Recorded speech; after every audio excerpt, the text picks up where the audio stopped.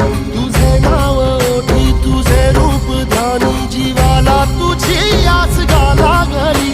जरी बाप सा